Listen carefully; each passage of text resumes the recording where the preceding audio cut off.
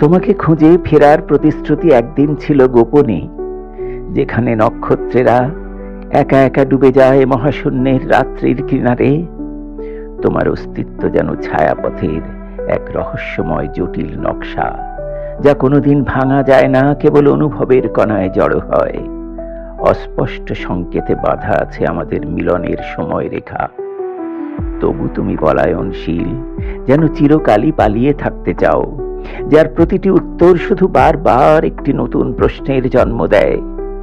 আমি অনুভব করেছি মহাশূন্যের গভীরেও আলো শ্বাস নেয়। প্রথমত বিলীন হয় আকাঙ্ক্ষা, তারপর স্মৃতি আর নামহীন আশা।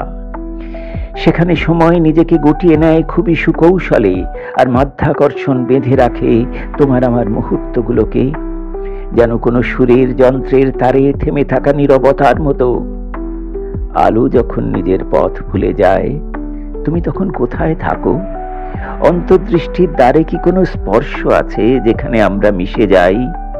আমাদের গল্পের প্রতিটি ছত্রও যেন শতাব্দীর ভাঙা কাঁচের মতো ঝরে পড়ে অনন্তের ধুলো, ম্লানতায় মোড়া জীবন, মৃত্যুর মাথা চক্র।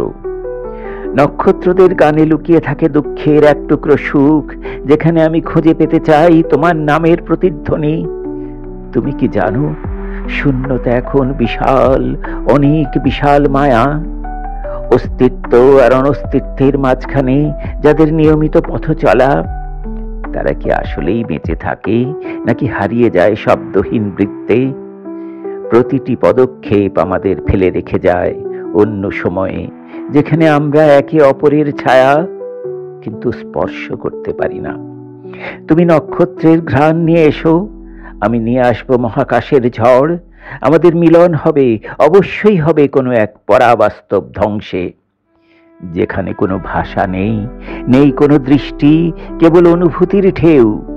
জেনে রেখো, তোমার নামই হবে সেই ঢেউয়ের প্রথম স্পন্দন, আর শেষ হবে আমার শ্বাসের গভীরতম অসীম নীরবতায়। কৃষ্ণগহ্বরের ভেতরে কি আসলেই সবকিছু হারিয়ে যায়, না সেখানেই সত্তার উন্মেষ, নিঃশব্দে জাগ্রত হওয়ার অনুভূতি, যেখানে সময় আর চেতনারা একে অপরকে গ্রাস করে, আর তুমি আমি ধারণা হয়ে রয়ে যাই অচেনা মহাবিশ্বের সীমানায়? জানো, তোমাকে খুঁজে পেতে চেয়েছিলাম ছায়ার কণিকায়। আমি ছুটেছি ছুটেছি মহাশূন্যের প্রতিটি কণার মধ্যে, তবু তুমি ধরা দাও না।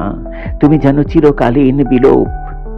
একটি নিরাশ্রয় পরমাণু যখন চাঁদের কঙ্কালে ঘুমোয়, তখনও আমি খুঁজেছি তোমায়, খুঁজেছি তোমার অস্তিত্ব। আমার এই অবিরাম পথ চলার মাঝে আছে জাগতিক শক্তি।